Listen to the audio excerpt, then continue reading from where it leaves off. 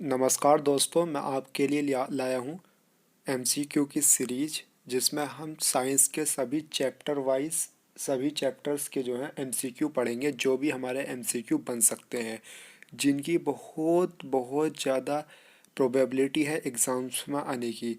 इसी सीरीज़ में हम पहला चैप्टर जो पढ़ने वाले हैं वो पढ़ने वाले हैं लाइट, रिफ्लेक्शन एंड रिफ्रैक्शन।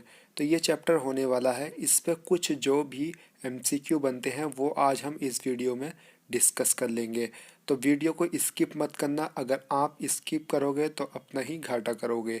तो इसलिए अगर आप वीडियो को पूरा देखना और वीडियो पर नए हो तो प्लीज़ वीडियो को लाइक और चैनल को सब्सक्राइब जरूर कर लेना। तो स्टार्ट करते हैं हम अपने पहले एमसीक्यू से। देखिए, फर्स्ट एमसीक्यू है हमारा, the change in the direction of a wave passing from one medium to another medium is termed as। Actual में होता क्या है, देखिए, जैसे ये हमारा फर्स्ट मीडियम है, ये सेकंड मीडियम है। जब कोई भी वेव या लाइट फर्स्ट मीडियम से सेकंड मीडियम की तरफ आएगी, वो थोड़ा सा टुवर्ड्स द नॉर्मल जो है बेंड हो जाती है। अपनी क्या हो जाती है, इसकी जो खुद की एक्यूरेट जो एक्चुअल डायरेक्शन थी उससे थोड़ी सी चेंज हो जाती है इसकी डायरेक्शन। ये हमारा किस फिनोमिना के थ्रू होता है? तो दोस्तों ये होता है रिफ्रैक्शन की वजह से। So option D is correct. अब हम चलते हैं अपने सेकंड एमसीक्यू की तरफ। देखिए, सेकंड एमसीक्यू हमारा, what would be the angle of incidence for a light रे हैविंग जीरो रिफ्लेक्शन एंगल। तो देखिए यहाँ पूछा क्या है। अगर देखिए, हमारा जो हमने लॉज ऑफ रिफ्लेक्शन पढ़े हैं उसमें हमने पढ़ा था कि एंगल ऑफ इंसिडेंस, ठीक है, एंगल ऑफ रिफ्रैक्शन के इक्वल होता है। इसमें से अगर एक जीरो होगा तो दूसरा भी जीरो हो जाएगा। तो इस तरह से हमारा जो इसका आंसर है वो हो जाएगा option C, 0 degree. Then option C is correct.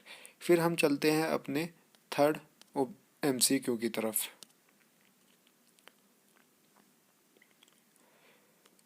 तो दोस्तों, थर्ड एमसीक्यू है हमारा, light can be on our retina through which of the following phenomena. Actual में होता क्या है, जब लाइट हमारे लेंस पर पड़ती है तो वो क्या होती है, रिफ्रैक्ट होकर के हमारे रेटिना पर पड़ती है। तो कौन सी फिनोमिना हुआ यहाँ? रिफ्रैक्शन हुआ। कौन सा दोस्तों? रिफ्रैक्शन हुआ। तो इसका ऑप्शन कौन सा सही हो जाएगा? इसका ऑप्शन सही हो जाएगा बी। तो option B is correct, refraction. I think आपको समझ में आ रहा होगा। अब चलते हैं हम अपने क्वेश्चन नंबर 4, मतलब एमसीक्यू नंबर 4 की तरफ।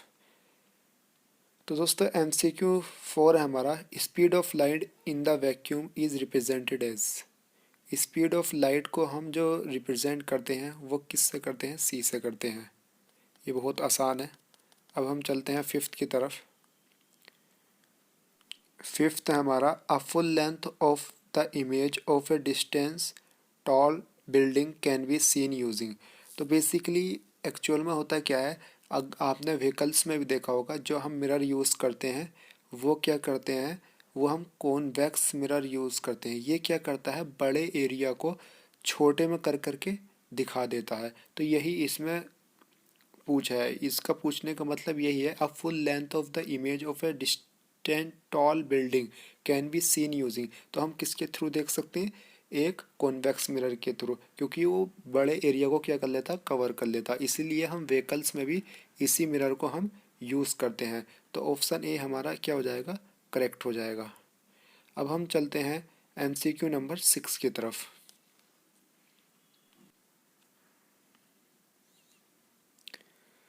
एमसीक्यू 6 है, the ratio of the sine of the angle of incidence to the sine of the angle of refraction is constant, it is given by। तो ये बेसिकली हमने सिंपल से पढ़ा है, angle of sine I upon sine R equal to constant. ये कौन सा law था? ये था हमारा स्नेल्स लॉ। कौन सा दोस्तों? ये था हमारा स्नेल्स लॉ। तो इसका जो ऑप्शन सही हो जाएगा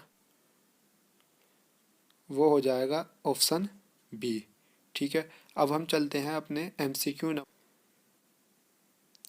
MCQ 7 है, twinkling of stars. Twinkling of stars is due to which optical phenomena. तो दोस्तों ट्विंकलिंग ऑफ स्टार्स जो होता है वो होता है हमारा रिफ्रैक्शन के थ्रू। ध्यान रखना ऑप्शन में रिफ्लेक्शन भी दे रखा होगा, रिफ्रैक्शन भी दे रखा होगा, तो आपको ध्यान रखना है वहाँ आपको जो ऑप्शन लगाना है वो कौन सा लगाना है, रिफ्रैक्शन। ठीक है, अब हम चलते हैं अपना MCQ नंबर 8 की तरफ। MCQ नंबर 8 है, the law of reflection are valid for. इसमें कहा गया है कि जो रिफ्लेक्शन लॉ है वो किसके लिए वैलिड है। तो इसमें कुछ टाइप के मिरर दे रखे हैं, तो बेसिकली सभी टाइप के मिरर के लिए क्या होता है, वैलिड होता है। लेकिन इसमें जो है ना मेन चीज़ है साइज। क्या साइज या शेप हम कह सकते हैं, शेप ऑफ मिरर। तो ये जो है वैलिड होता है ऑल मिरर्स के लिए। इसमें जो इस मायने रखता है, इसका क्या रखता है, शेप रखता है। तो इसीलिए इसका ऑप्शन डी क्या हो जाएगा, करेक्ट हो जाएगा। ठीक है दोस्तों, अब हम चलते हैं अपने 9 की तरफ। 9 है हमारा, light from the sun falling on a convex lens will converge at. कहाँ कन्वर्ज होती है, फोकस पर हमारी क्या होती है, कन्वर्ज होती है। तो इसका क्या हो जाएगा, हमारा ऑप्शन सी क्या हो जाएगा, सही हो जाएगा। आई होप आपको समझ में आ रहा होगा। अगर आप इस PDF को चाहते हैं तो मेरे टेलीग्राम की लिंक डिस्क्रिप्शन में दे रखी है, वहाँ आपको मिल जाएगी। तो देखिए MCQ 10 है हमारा, कॉनकेव लेंस।